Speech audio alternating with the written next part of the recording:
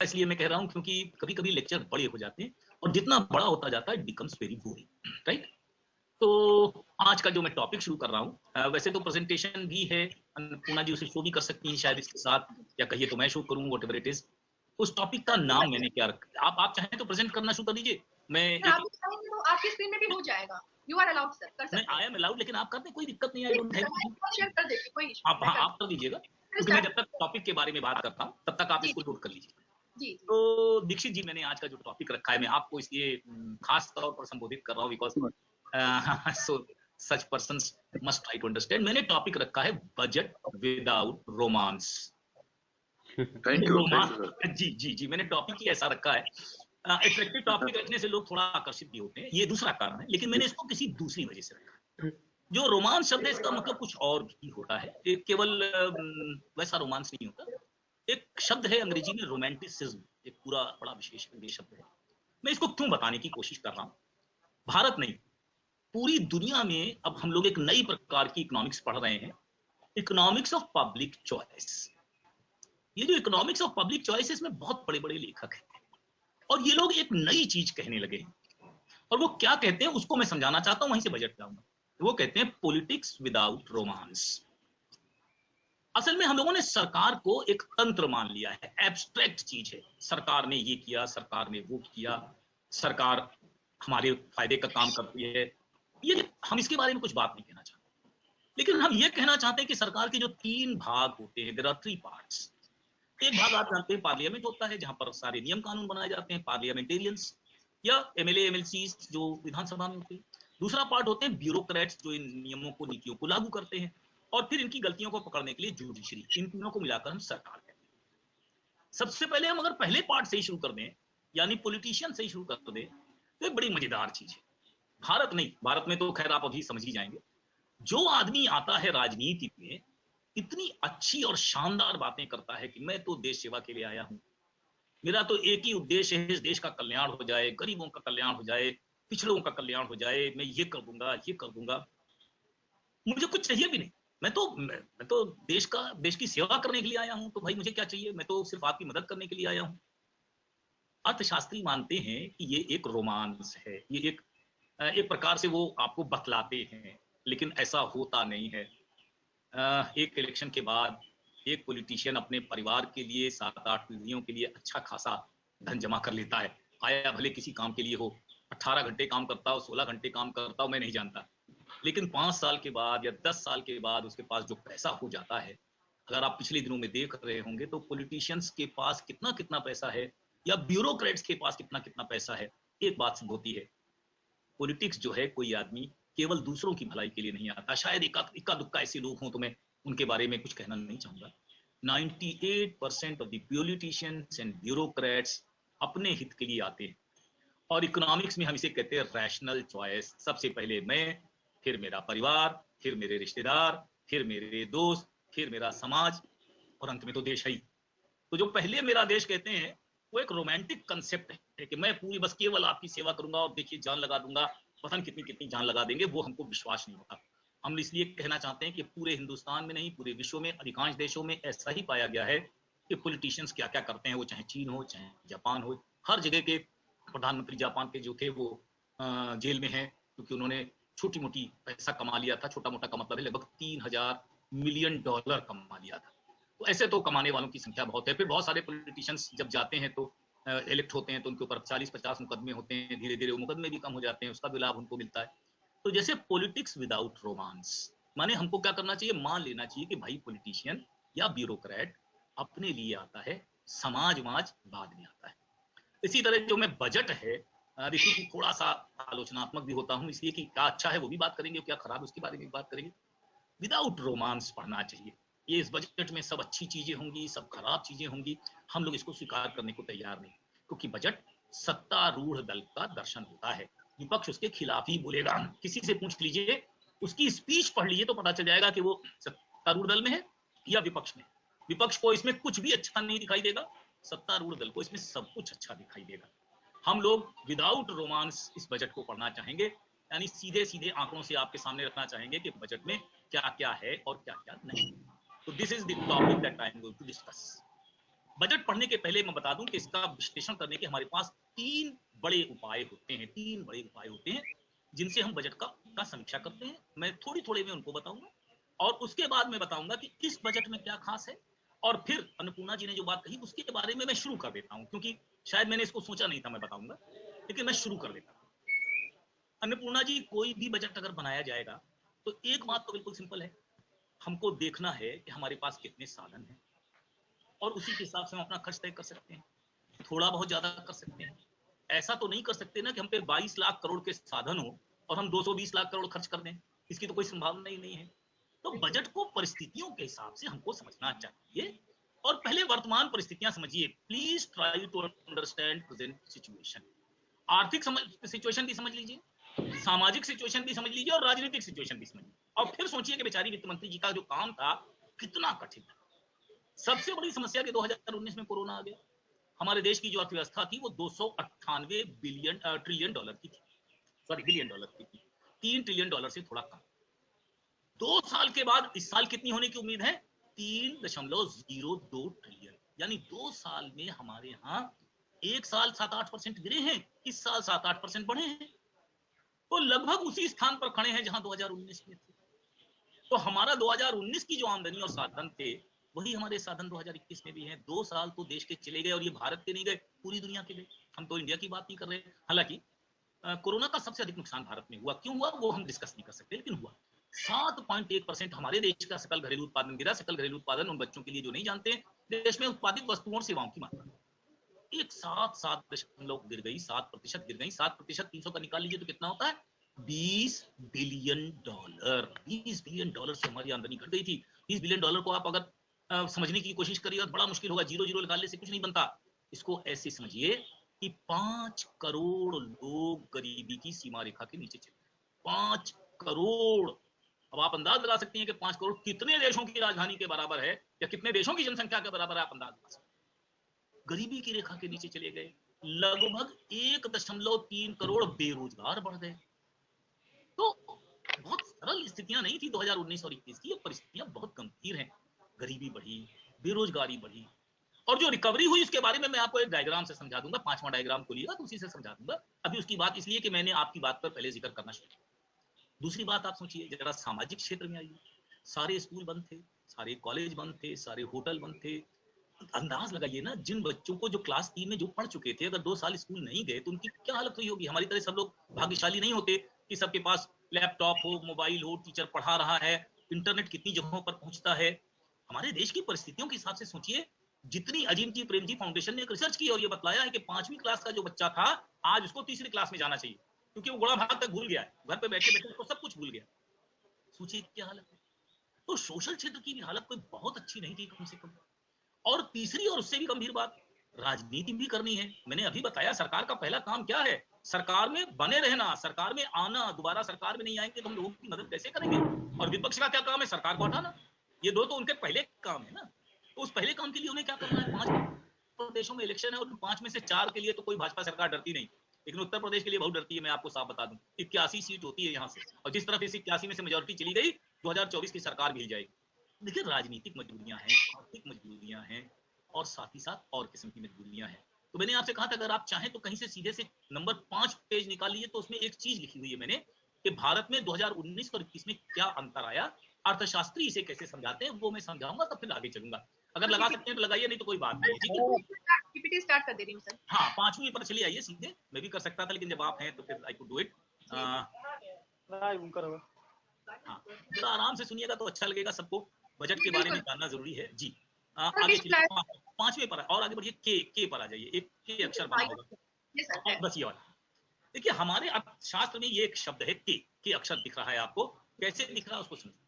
2019 और 21 में हमारी राष्ट्रीय आय तो बराबर हो गई है, इसमें कोई डाउट नहीं है, लेकिन राष्ट्रीय आय बराबर कैसे हुई है जरा उसको समझने की कोशिश करिए। हम लोग कहते हैं इसे के शेप्ड, यानी बिल्कुल तेजी से गिरी। कितनी गिरी? 7%। और हम कहते हैं 2009 में बढ़ भी गई उतनी ही, उससे ज्यादा बढ़ गई। लेकिन हुआ क्या है, कुछ क्षेत्र आगे बढ़ गए हैं, बहुत तेजी से आगे बढ़ गए हैं। जैसे डिजिटल इकोनॉमी आगे बढ़ गई, हेल्थ इकोनॉमी आगे बढ़ गई, कई चीजें अच्छी हो गई, बहुत तेजी से बढ़ गई। ड्रोन बनाने लगे हम लोग, कंप्यूटर सॉफ्टवेयर में हम लोग बहुत आगे चले गए, मेडिसिन में भी हम लोग आगे चले गए। लेकिन कुछ क्षेत्रों की हालत इतनी बुरी है, बनारस में कितने विदेशी टूरिस्ट आए होंगे, जाके बाहर देख लीजिए, आपको पता चल जाएगा। होटल्स कितने चल रहे हैं पता चल जाएगा। तो टूरिज्म है, ट्रेवलिंग है, टूरिस्ट, ये सब आते ही नहीं। क्यों? कोरोना के डर के मारे कोई आ ही नहीं रहा है। और अगर नहीं आ रहा है तो सोचिए क्या होगा। एक होटल में अगर 20 कर्मचारी हैं तो कितने रखेगा मैनेजर, जब कोई वर्कर ही नहीं है तो, किचन का कोई काम ही नहीं है तो। और ये भी नहीं, किचन में जो सामान बाजार से आता है वो कहां से आएगा। तो पूरा का पूरा सर्विस सेक्टर हमारा लगभग डूब गया था, 1.5-2 सालों में पूरा डूब गया था। और उसकी रिकवरी अभी नहीं हुई है। इसीलिए हम क्या कह रहे हैं कि रिकवरी जो हुई है उससे नुकसान किसका हुआ है? जो बहुत गरीब लोग थे। बहुत गरीब का मतलब क्या है? अब देखिए, जितने देश, बनारस से, इलाहाबाद से जितने लोग गए, पुणे, बंबई, दिल्ली, क्या काम करने गए थे? क्या ये सब बड़े इंजीनियर थे? नहीं। कोई प्लम्बर बन के गया था, कोई इलेक्ट्रिशियन बन के गया था, कोई किसी घर में महिला काम कर रही थी, कोई सिक्योरिटी गार्ड बनकर गया था। ऐसे सारे लोग गए थे।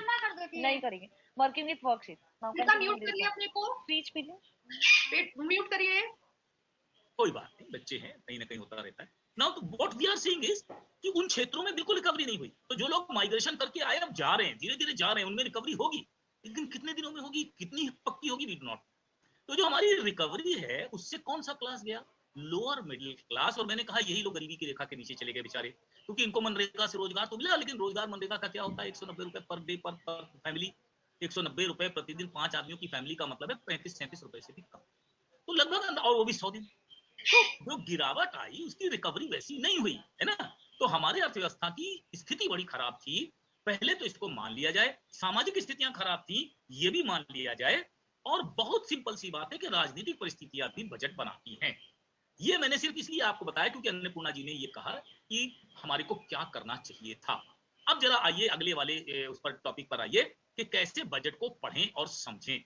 जरा सा आगे बढ़ा दीजिए तो अपने आप आपको एक, इसके आगे वाला, हाँ, और आगे चलिए जरा सा। एक ये बना हुआ, हाँ, मैं ये दिखाना चाहता था। जरा इस टेबल को देख लीजिए, और इस टेबल को देखने में कुछ बड़ी बढ़िया चीजें आपको अपने आप दिखाई देने लगेंगी। इसमें लिखा है कि हमारी कितनी आमदनी और कितना खर्च है।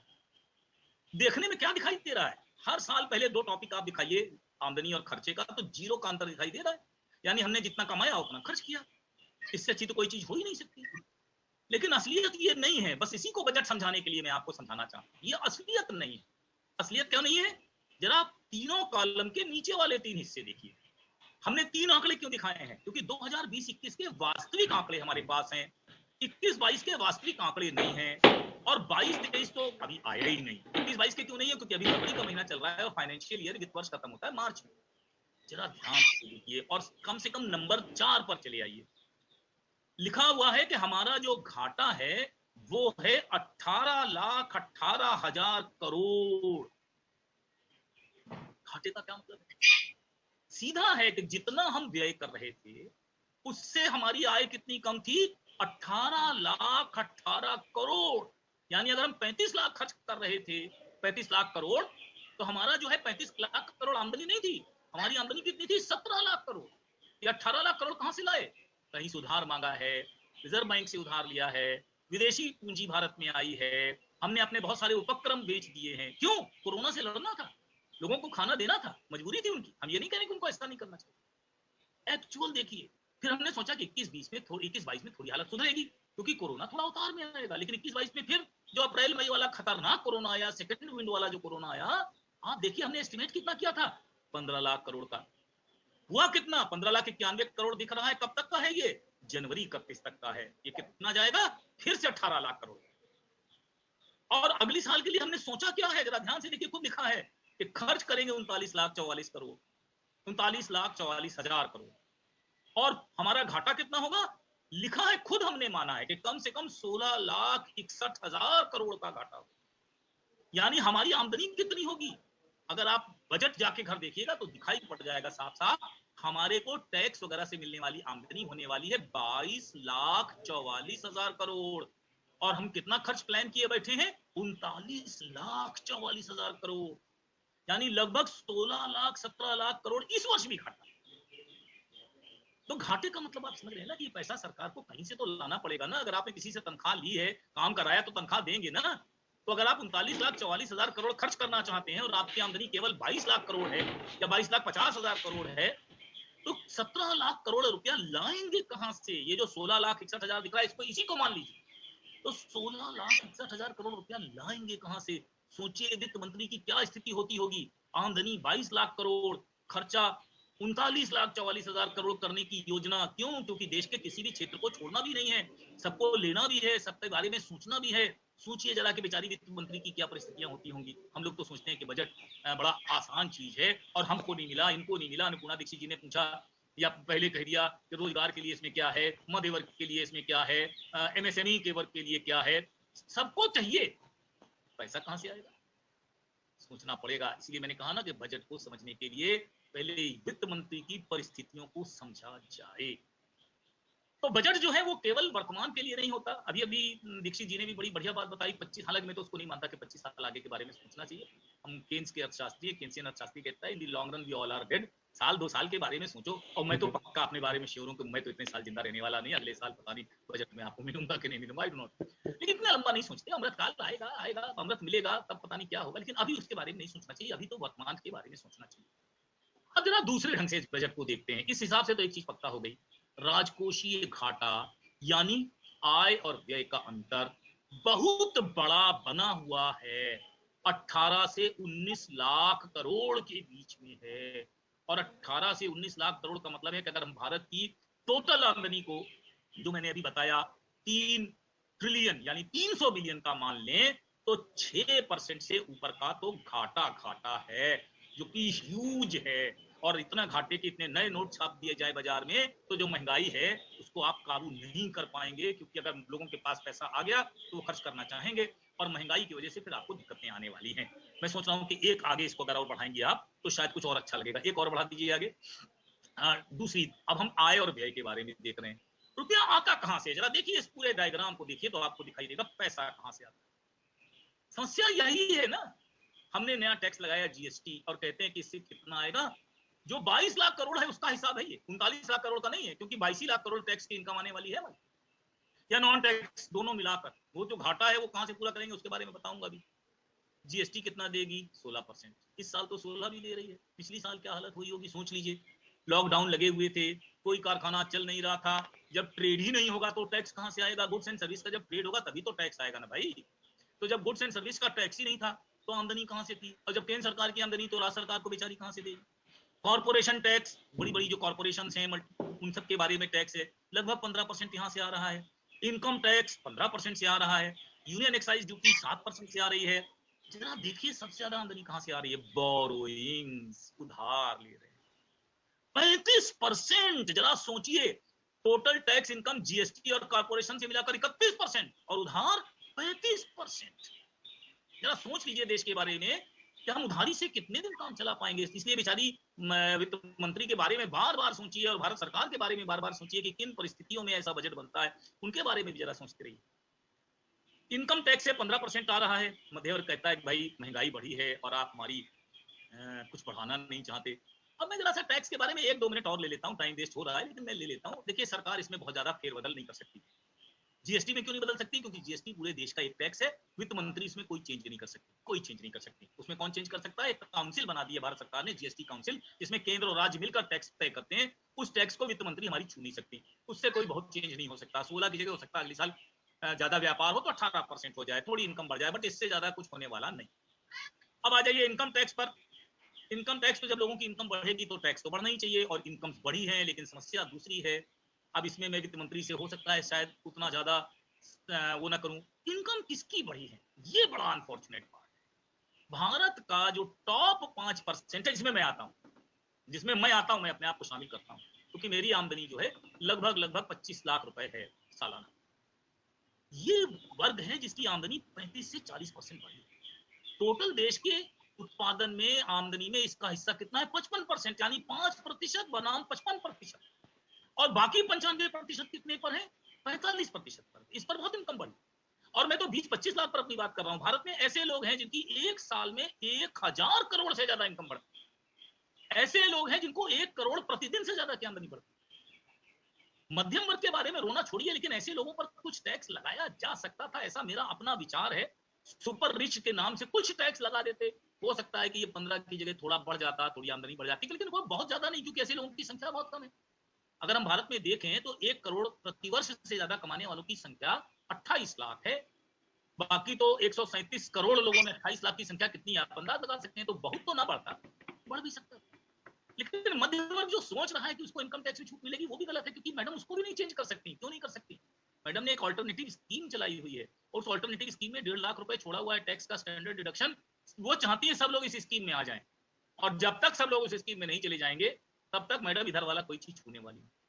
कस्टम्स ड्यूटी आप बढ़ा नहीं सकते भाई, विदेशों से सामान मंगाने पर ड्यूटी बढ़ाएंगे तो डब्ल्यूटीओ आपके ऊपर दौड़ बैठेगा। आप डब्ल्यूटीओ के मेंबर हैं, वो भी आप नहीं बढ़ा सकते, फिर बढ़ा क्या सकते हैं?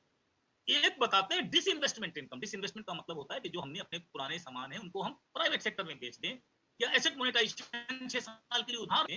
लेकिन सोचिए, केवल मैडम ने पिछली साल इसका कितना रखा था मालूम है? 1,75,000 करोड़।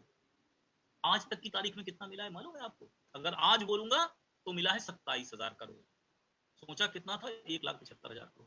लेकिन अगर आज से सिर्फ 4 दिन पहले चले जाइए तो मालूम है कितना इकट्ठा हुआ था? 12,000 करोड़। लक्ष्य था 1,75,000 करोड़, मिला 12,000 करोड़। अब आप कहेंगे एकदम से अचानक क्यों बढ़ गया? क्योंकि टाटा के हमने अपनी एयर इंडिया को टाटा को बेच दिया, उसकी वजह से हमको 15,000 करोड़ और मिल गया। हम बेच ही नहीं पा रहे हैं। प्राइवेटाइजेशन के खिलाफ राजनीतिक मजबूरियां हैं। राजनीतिक कर्मचारी सरकारी कर्मचारी नहीं चाहते, वो चाहते हैं सरकारी कर्मचारी बने रहे, निजी क्षेत्र में नहीं जाना चाहते। इसलिए जब भी सरकार ने डिसइन्वेस्टमेंट का काम सोचा है, 1,75,000 करोड़ सोचते हैं तो 17,000 करोड़ मिल जाता है, समझ लीजिए बहुत है, 10%, इससे ज्यादा नहीं मिलता। अब की भी मैडम ने रखा है, कितना रखा है कि घबरा के 78,000 करोड़ रखा है। 78,000 करोड़ का भी मिलना लगभग नामुमकिन है, लगभग नामुमकिन। तो ये जो आमदनी आपको दिख रही है, ये भी शायद ही पूरी मिले, यानी हम 22 लाख 23 लाख करोड़ पा नहीं पाएंगे शायद। ये ऊपर के एस्टीमेट्स हैं, मैडम को ये भी सोचना पड़ेगा, क्योंकि सरकार की क्रेडिबिलिटी पर भी बड़ा खतरा पैदा हो जाएगा अगर वो रखे 22 लाख करोड़ मिले उससे कुछ कम। तो सरकार बहुत कायदे से अनुमान लगाती है, बड़े विशेषज्ञों के द्वारा अनुमान लगाती है। तो 22 लाख करोड़ कहां से आ रहा है? साफ साफ दिख रहा है। इसमें से 35% तो वो पैसा है जो 7 साल बाद मैं ब्याज के आपको चुकाना पड़ेगा। और कितना पेमेंट करते हैं अगला वाला जरा देख लीजिए, उसमें आपको बड़ी मजेदार चीजें दिखाई देंगी। देखिए ध्यान से, एक बढ़ा दीजिए। अब देखिए हमारा पैसा जाता कहां।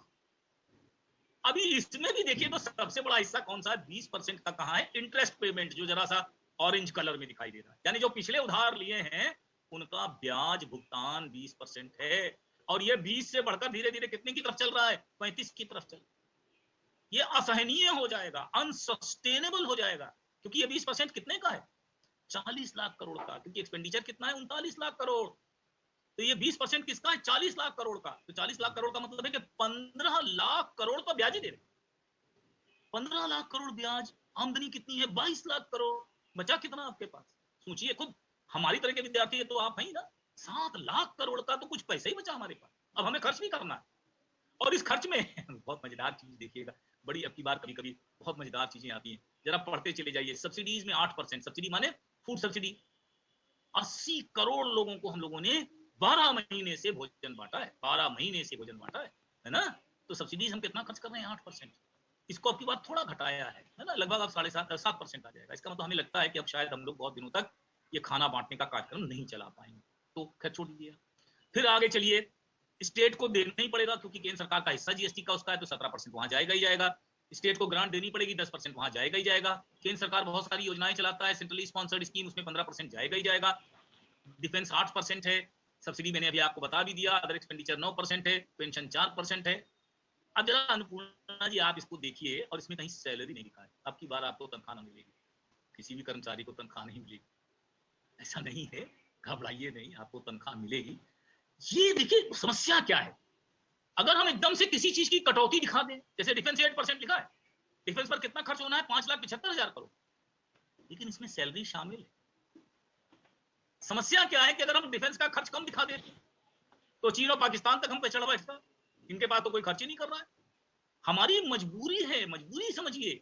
हमने सैलरी जोड़ जोड़ के ये दिखाया है। क्यों दिखाया है समझिए, इसलिए दिखाया है कि हम अगर पिछले साल से बहुत सारी चीजों पर खर्च कम दिखा देते तो क्या होगा? सैलरी गई कहीं नहीं, घबराइए मत। लेकिन सरकार की जो 3 समस्याएं हैं, 3 समस्याओं को समझिए। समस्या नंबर 1 ब्याज भुगतान, समस्या नंबर 2 सब्सिडी का भुगतान, food subsidy, fertiliser subsidy. Fertiliser की सब्सिडी का मतलब खाद पर मिलने वाली सब्सिडी। खाद पर मिलने वाली सब्सिडी आप जान ही सकती हैं कि कितना मुश्किल से हम लोग अनाज उत्पादन कर रहे हैं, उसकी सब्सिडी बहुत नहीं घटा पाए, हालांकि थोड़ी सी घटाई है हम लोगों ने। तो फूड सब्सिडी, फर्टिलाइजर सब्सिडी, ये दूसरा, और सैलरी और पेंशन तीसरा। ये 3 आइटमों पर हमारी सरकार का 65% खर्च हो जाता है, इसे कमिटेड एक्सपेंडिचर कहते हैं। कमिटेड माने होना ही होना, देना ही देना है केंद्र सरकार को। न देने का मतलब ही नहीं, तनख्वाहें नहीं देंगे कि पेंशन नहीं देंगे कि ब्याज नहीं देंगे, आपकी सरकार की क्रेडिबिलिटी एट कॉस्ट। सोचने की बात, हम लोग बहुत आराम से इन चीजों को, आंकड़ों को देखते हैं, लेकिन आंकड़ों को समझने की कोशिश नहीं करते। भाई सरकार हमारी तो है, अगर हमारे पास आमदनी नहीं है, हमारे गरीब लोगों के पास आमदनी नहीं है, तो बेचारे कैसे गुजारा कर रहे हैं? तो भारत की सरकार के बारे में भी इस ढंग से भी सोचिए। You have to think about it कि सरकार के पास इस समय पैसे नहीं है, लगभग नहीं है, क्योंकि जो हमारी टोटल आमदनी है 22 लाख करोड़ है, और 22 लाख करोड़ का हमारा कमिटेड एक्सपेंडिचर किसमें जाएगा? ब्याज में जाएगा, तनख्वाहों में जाएगा, पेंशन में जाएगा, सब्सिडी में जाएगा। 24 लाख करोड़ जाएगा। तो क्या करें? क्या मतलब सरकार फिर आगे विकास का काम बंद कर दे? कुछ तो सोचना पड़ेगा ना। ये सरकार की मजबूरियों को समझा जाए और तब बजट को समझने की कोशिश की जाए। तो हमने तो आपसे सिर्फ ये बताया कि आपको पहले अपने आप को रखिए उस स्थान पर जहां हमारी फाइनेंस मिनिस्टर हैं, और फिर उनके बजट को समझने की कोशिश कीजिए विदाउट रोमांस। जो वो बोलती हैं या जो वो बोलने को विवश हैं, और जो भारत की परिस्थिति है उसके हिसाब से हमको सोचना चाहिए। और बस एक चीज का मुझे अपेक्षा रहती है सरकार से, दीक्षित जी को मैं खास तौर पर इस बात को कहना चाहूंगा, आप लोगों को भी कहना चाहूंगा, मेरी अपेक्षा इस बात की रहती है कि सरकार को ये मानना चाहिए कि हम गंभीर परिस्थितियों में है, और भारत के हर नागरिक की जिम्मेदारी है कि इस गंभीर परिस्थिति में सरकार के साथ खड़ा रहे। नहीं तो इसी तरह की मजबूरी में, मैं बार बार कहता हूं, ये सपने हैं जो आपको दिखाए जा रहे हैं, सपनों का सौदागर क्यों कहता हूं मैं इसे? इसलिए कहता हूं कि मजबूरी को हमको समझ ही नहीं आती। तो सरकार समझती है कि इनको तो मजबूरी समझ में आएगी नहीं, इसलिए वो क्या करती है कि कुछ ऐसी हवाई चीजें भी जोड़ देती है जो शायद ना जोड़ती तो उसका काम बन जाता। लेकिन मजबूरी है सरकार की, we can't think of it. उसके बारे में सोचिए कि सरकार के पास कितना पैसा है। 25 लाख करोड़ कमिटेड एक्सपेंडिचर है, यानी ब्याज का भुगतान, तनख्वाहों और पेंशन का भुगतान और सब्सिडी का भुगतान, और सरकार की आमदनी है 23 लाख। 2 लाख करोड़ इसमें भी घाटा है। ये बड़ा अफसोस की बात है कि हम लोग टैक्स नहीं बढ़ा पा रहे हैं या इनकम नहीं बढ़ा पा रहे हैं, और सोचना पड़ेगा हर दिन, इस बात का रोना भी बंद करना पड़ेगा कि भाई टैक्स हम लोगों पर छूट क्यों नहीं मिली, मध्य वर्ग को छूट क्यों नहीं मिली, और ये नहीं मिला। सोचना पड़ेगा कि इस समय देश जिन परिस्थितियों से गुजरा है कोरोना से, अगर इसकी जगह उल्टा सोचिए कि अगर ये कोरोना ना आया होता तो हम 12% ऊपर होते। 12% 300 का मतलब है आज हमारी अर्थव्यवस्था कितने की होती?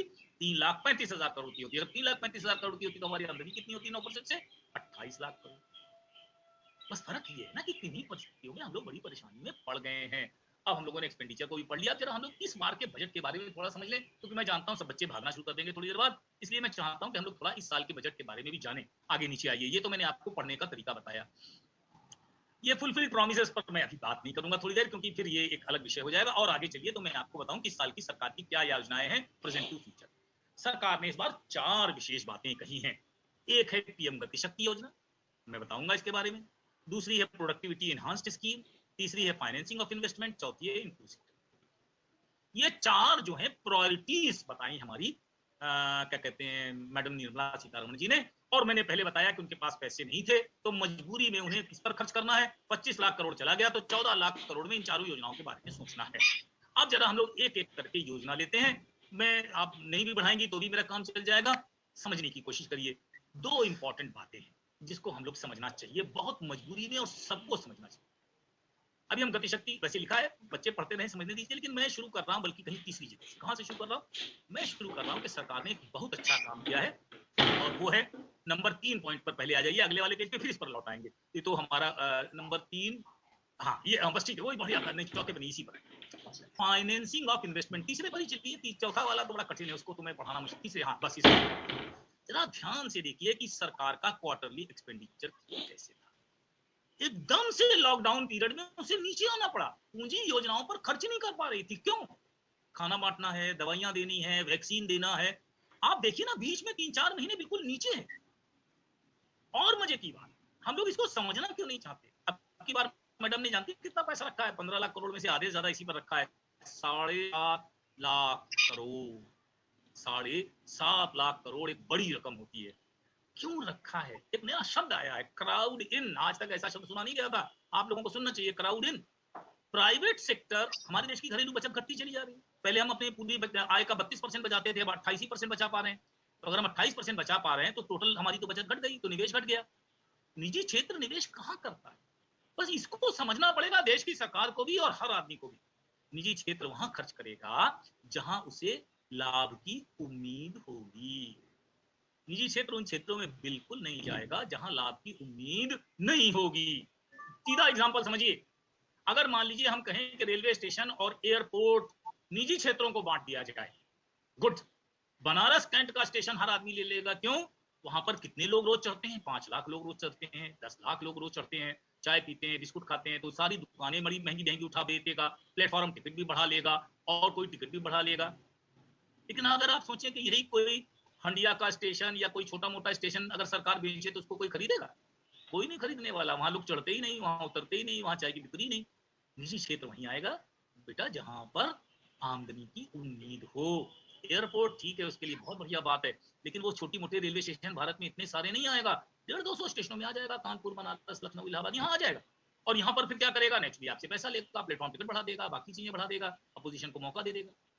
वही बात मैं आपसे कह रहा हूँ कि हर क्षेत्र में निजी क्षेत्र नहीं आता और पूंजी का निवेश घट रहा था।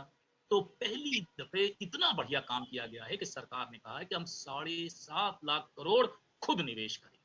क्राउड इन मतलब क्या है? जो निजी क्षेत्र कर रहा है उसमें अब हम जोड़ेंगे, ऐड करेंगे, इंफ्रास्ट्रक्चर पर ऐड करेंगे, और वो भी कितना? 7.5 लाख करोड़। अब ये 7.5 लाख करोड़ कहां कहां खर्च होगा, इसके लिए हम चलते हैं। अब पहले पॉइंट पर आ सकते हैं। उन्होंने कहा एक गति शक्ति योजना है जिसके बारे में हम लोग बात कर रहे हैं। ये प्लान कोई बहुत पुराना प्लान है नहीं है, मतलब हम मानते हैं 2-3 सालों से इस विषय पर बातचीत चल रही है कि सरकार 100 लाख करोड़ का भारत के ढांचे पर, ढांचे का मतलब क्या है? सड़कें, रेलगाड़ियां, पावर स्टेशन, ये सारी चीजों को ढांचा कहते हैं।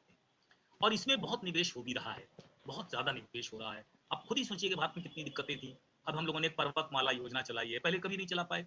पर्वतमाला योजना क्या है? मिजोरम पर हम पहुंच ही नहीं पाते, मेघालय हम पहुंच ही नहीं पाते, ट्रेनें ही नहीं जाती हमारी। और अगर आप रोड से चलें तो गुवाहाटी से मिजोरम पहुंचने में 36 घंटे लगते हैं। मिजोरम में जो सामान पैदा होता है उसको यूपी लाने में लगभग 50 रुपए प्रति इकाई खर्च होता है। 1 रुपए का अगर पाइनएप्पल चलेगा तो इलाहाबाद आते आते 50 रुपए का हो जाएगा, प्रयाग बनारस आते आते 50 रुपए का हो जाएगा। जरूरत है रोड्स की, कंस्ट्रक्शन की। निजी क्षेत्र नहीं आएगा यहाँ पर। कुछ हाईवे पर आएगा, दिल्ली बनारस हाईवे पर आ जाएगा, कुछ क्षेत्रों में आ जाएगा, लेकिन बहुत सारी क्षेत्रों में नहीं आएगा। उसे क्या जरूरत है गांव को जोड़ने की, क्योंकि वहां से उसकी आमदनी कहाँ है? तो ये बहुत बढ़िया कार्यक्रम है गति शक्ति योजना। अनफॉर्चुनेटली कितना इस पर खर्च होगा ऐसा कुछ उन्होंने बताया नहीं, सिर्फ इतना बताया कि 25,000 करोड़ रुपए हम लोग 25,000 किलोमीटर की हम सड़कें और बनाएंगे। और उन्होंने एक और चीज बताई कि 400 वंदे भारत और चलाएंगे। लेकिन बाकी शिपिंग में क्या होगा, लॉजिस्टिक्स में क्या होगा, इसके अलग डिटेल नहीं दिए गए। 2-2.5 साल से इस योजना के बारे में बातचीत चल रही है कि 100 लाख करोड़ भारत सरकार को लगाना है 5 सालों में। लेकिन मजबूरी सरकार की है। आप देख ही रही हैं कि टोटल आमदनी नहीं है तो 100 लाख करोड़ लगाएगा कहां से? उसने ये सोचा था कि केंद्र लगाएगा 39%, राज्य लगाएंगे 40% और प्राइवेट सेक्टर आएगा 20%। बिल्कुल ठीक सोचा है। प्राइवेट वहीं आएगा जहां लाभ होगा। राज्य और केंद्र को मिलकर ही इस योजना को चलाना है। तो 7.5 लाख करोड़ में से हम लोगों को लगता है कि 5 लाख करोड़ तो केंद्र सरकार गति शक्ति योजना में लगा देगी और कम से कम 12-13 लाख राज्य सरकारें लगाएंगी, क्योंकि दोनों को इससे लाभ होने वाला है। जब तक हमारे देश का ढांचा नहीं बदलेगा तब तक आगे नहीं। तो बहुत सारे लोगों ने कहा ग्रोथ ओरिएंटेड बजट, मैं भी मान सकता हूं कि इसमें, क्योंकि पहली दफे एक नए प्रकार से इसका विश्लेषण किया गया। लेकिन अनफॉर्चुनेट मैं बार बार यही कहता हूं कि समस्या सिर्फ ये है कि क्लैरिटी क्यों नहीं है, स्पष्टता क्यों है। रचना दुबे जी ने अभी कहा थोड़ी देर पहले कि मेरी समझ नहीं आया। समझ आने की बात नहीं, असल में बजट भाषण में बहुत सारी चीजों की डिटेल्स नहीं है आपकी बात। हालांकि उनका 90 मिनट का भाषण था, लेकिन डिटेल्स नहीं है। गति शक्ति योजना में इस साल कितनी योजनाएं चालू होंगी, कितना रुपया इन पर रखा जाएगा, इसकी अभी पूरी प्लानिंग नहीं आई। अगर पूरी प्लानिंग आ जाती तो इकोनॉमिस्ट नहीं सबको समझ में आ जाता। वो तो कॉमर्स और मैनेजमेंट की है, तुरंत समझ जाती है कि लॉजिस्टिक्स में पैसा तो जरूरी है, लेकिन सरकार ने रखा कितना है दिख नहीं रहा। जब दिख ही नहीं रहा तो समझ में नहीं आ रहा तो क्या किस में लगेगा, क्या किस में लगेगा। ये थोड़ा और क्लैरिटी भी आनी चाहिए थी। लेकिन बड़ी मुश्किल यही है कि टोटल हमारे पास जो पैसा है अभी उसमें बहुत डर बने हुए हैं। डर क्यों बने हुए हैं उनके बारे में भी आता हूँ। Productivity enhancement, investment, sunrise opportunities, energy transition, climate, इन सब पर भी लगभग 2.5 लाख करोड़ रुपया रखा गया है। और कहा गया है कि इसमें 50 लाख रोजगार होंगे। कैसे होंगे इस विषय में कोई बात नहीं की गई है, इसीलिए मैं कहता हूँ थोड़ी अस्पष्टता है। लेकिन काम अच्छा है, इसको तो करना ही पड़ेगा आपको। You have to do it, इसके बिना आपका काम चलेगा नहीं। लेकिन प्रॉब्लम्स तो हैं। तो आप समझ ही सकते हैं कि भारत की परिस्थितियां कहाँ हैं, कैसी हैं, कितना अभी हमें वैक्सीनेशन करना है, कितनी हेल्थ की स्कीम्स को चलाना है, कितनी सारी चीजें चलानी है, उनके बारे में भी खर्च करना पड़ेगा। तो हम इसमें कैसे करेंगे, ये हमने निजी क्षेत्र के लिए योजना बनाई है कि निजी क्षेत्र अगर प्रोडक्टिविटी बढ़ा दे, एफिशिएंसी बढ़ा दे, तो हम उसे थोड़ा क्या देंगे, एक प्रकार से बोनस देना शुरू करेंगे। और ये बात पक्की है कि एफिशिएंसी जब बढ़ेगी तभी निर्यात बढ़ेंगे, एफिशिएंसी जब भी बढ़ेगी तभी लागतें घटेंगी। बात बिल्कुल सही है, क्योंकि भारत की समस्या आप जान सकते हैं। तो एक ही छोटे से बात में समझा देता हूं। भारत और चीन का आयात निर्यात कितना है? $1 ट्रिलियन। निर्यात कितना करते हैं? 27। आयात कितना करते हैं? 63। खुद अंदाज लगाइए प्रॉब्लम कहां पर है। हमारे निर्यात कम है, क्योंकि चीन का बना सब सामान हमारे देश में सस्ता पड़ता है। क्यों? एफिशिएंसी। हमारे देश में एफिशिएंसी क्यों कम है, उसके बारे में फिर कभी अलग लेक्चर डिस्कस कर सकते हैं, अभी इसको नहीं डिस्कस कर सकते। लेकिन सरकार ने क्या कहा, अगर आप एफिशिएंसी बढ़ाएंगे तो हम आपको ईज ऑफ डूइंग बिजनेस के नाम पर इतना पैसा देंगे, टेक्नोलॉजी इंप्रूवमेंट के नाम पर इतना पैसा देंगे, स्टार्टअप पर इतना पैसा देंगे, इनोवेशन पर इतना पैसा देंगे। माने सरकार ने एक तरीके से प्रोत्साहन, इसे क्या कहते हैं, एक प्रकार से आपको प्रोत्साहन, प्रोडक्शन एनहांसमेंट के लिए प्रोत्साहन राशि के रूप में देने की कोशिश करेंगे। तो ये भी एक अच्छी स्कीम है, मैं इसके बारे में कोई बात नहीं करना चाहता। सफलता असफलता के बारे में तो हम लोग अभी बात नहीं कर रहे हैं। अब आ गई अन्नपूर्णा जी का अंतिम विषय पर, चौथे पर आ जाइए। चौथे पर फिर से इंक्लूसिव, चौथे पर आइए। बस ये जो इंक्लूसिव ग्रोथ है, इस पर हमें डिस्कशन मैं इसलिए नहीं करना चाहता कि मैं ऑलरेडी, मुझे लगता है कि करीब करीब 1 घंटे या 45 मिनट में 40 मिनट तो बोल ही चुका हूँ। ज्यादा बोलूंगा सब सुनने वाले छोड़ के भाग जाएंगे, हम और आप 2 जने बचेंगे, हो सकता है रचना जी बचे या दीक्षित जी बचे, कोई बचे बचेगा नहीं। फिर भी मैं कोशिश करता हूँ कि इसके बारे में कुछ बात करूँ, क्योंकि मैं जानता हूँ लेक्चर जहाँ बड़ा हुआ और लोगों को डर लगने लगा और लोगों ने भागना शुरू किया, लेकिन फिर भी अगर थोड़ा सा इंटरेस्ट आता रहता तो हम लोग इसको समझाने की कोशिश जी हमें कर रहा हूँ। 15 मिनट तो और कोशिश करूंगा ही करूंगा। देखिए, बहुत सी चीजों के बारे में हम लोग ये सोचते हैं, मैंने पहले बचाया 7.5 लाख करोड़ एक चला गया, 2.5 लाख करोड़ एक चला गया, अब हम पे बचा कितना था, 6 लाख करोड़ रुपया बचा था कमिटेड एक्सपेंडिचर के। और उसमें कितनी चीज करनी है, एमएसएमई आपने खुद याद दिलाया था मुझे, अनएम्प्लॉयमेंट अभी आपने मुझे याद दिलाया था, हेल्थ आपने याद दिलाया था, एजुकेशन आपने याद दिलाया था, मध्यम वर्ग की आय कटौती आपने याद दिलाई थी, आप ही याद दिला रही। यानी देश के पास कितना करने को काम है। निश्चित रूप से गरीब का घर है, अच्छी दीवार बनवा देगा तो दरवाजा अच्छा नहीं लगेगा, दरवाजा अच्छा बनवा देगा तो छत अच्छी नहीं लगेगी, कुछ ना कुछ प्रॉब्लम तो आने वाली है। अब जरा शुरू करिए एजुकेशन से, कितना बड़ा नुकसान हुआ एजुकेशन का, इसके बारे में सोचिए मत। देखिए, मैं आपको पढ़ा रहा हूं, लेकिन यही बात अगर मैं, ये ठीक है आपने पीपीटी चला दिया, सब कुछ चला दिया, लेकिन अगर मैं डस्टर और चौक से इसको पढ़ाता, इसका इन्फ्लुएंस गजब पड़ता, टीचर की ऑरा सामने आती है। लेकिन अब मैं कैसे इसको समझाऊं, इसे कहते हैं वर्टिकल इक्वालिटी और हॉरिजॉन्टल इक्वालिटी। इसके बारे में समझने की कोशिश कीजिए, हम क्या चाहते हैं। हमारे देश में पढ़ाई, एजुकेशन और हेल्थ किसके पास है, स्टेट के पास है, सेंटर के पास नहीं है।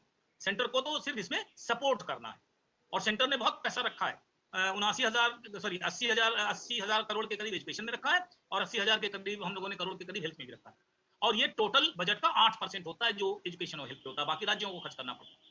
परेशानी क्या है, हम लोगों ने जिस दिन आजाद हुआ था देश, ये सोचा था कि एजुकेशन और हेल्थ को हम लास्ट मैन या लास्ट माइल कहते हैं। माने क्या है, तमिलियन है वो तमिल भाषा में पढ़ना पसंद करेंगे, मेघालय वाले अलग भाषा में पढ़ना पसंद करेंगे, हम अलग भाषा में पढ़ना पसंद करेंगे। हमारे यहाँ इंग्लिश सबको पढ़ना है, साइंस टेक्नोलॉजी की अलग चीजें हैं।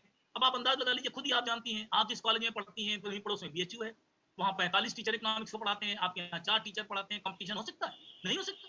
दिल्ली में 40 टीचर पढ़ाते हैं, आप कंपीट कर सकती हैं, they are specialised, super special hospitals होते हैं, है ना। आप मेदांता जाएंगी, एम्स जाएंगी, वहाँ का इलाज क्या बनारस में हो सकता है? और जो बनारस का इलाज है क्या भदोही में हो सकता है? और जो भदोही का इलाज है क्या किसी गांव में हो सकता है? संभव नहीं। कैसे करें? इसे हम लोग कहते हैं वर्टिकल इनइक्वालिटी। बहुत बड़ी इनइक्वालिटी है देश में। हमने बेरोजगारों की फौज खड़ी कर दी है, किसी काम के नहीं, ना अंग्रेजी जानते हैं, ना हिंदी जानते हैं, ना मैथ्स जानते हैं, ना कंप्यूटर जानते हैं। बड़ी भारी फौज है ऐसी बड़ी, उनको हम बेरोजगार नहीं कहते, वो रोजगार के लायक ही नहीं। क्यों? क्योंकि हमारा जो एजुकेशन सिस्टम है इसमें आमूल चूल परिवर्तन करने की आवश्यकता है। सरकार ने कोशिश की है, वो कोशिश में कितनी सफल होगी? उन्होंने क्या बनाया, 3 बड़ी इंपॉर्टेंट चीजें की हैं। एक उन्होंने कहा है 200 चैनल, हर भाषा में एक चैनल और हर क्लास के लिए एक चैनल, यानी क्लास 1 के लिए अलग चैनल, क्लास 2 के लिए अलग चैनल, और तमिल, तेलुगु, कन्नड़, मलयालम से हिंदी, अंग्रेजी, उर्दू तक के अलग अलग चैनल। और उस पर हम क्या करेंगे, क्वालिटी कंटेंट, यानी पूरे देश में एक तरीके से क्वालिटी लाने की कोशिश तो करेंगे।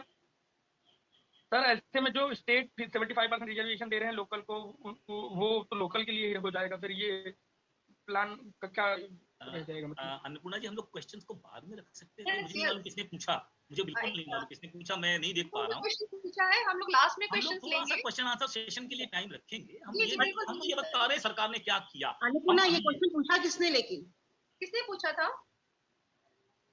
एक्चुअली विजिबल मेरे में पीपीटी दिख रहा है, मुझे विजिबल नहीं हो रहा। Who asked the question? छोड़िए, आप अपना नाम बता दीजिए, लास्ट में आपको हम लोग बुला लेंगे, आप क्वेश्चन पूछ सकते हैं। मैम कोई रोहित मिश्रा थे। अच्छा चलिए, कोई बात नहीं, will see to it later on.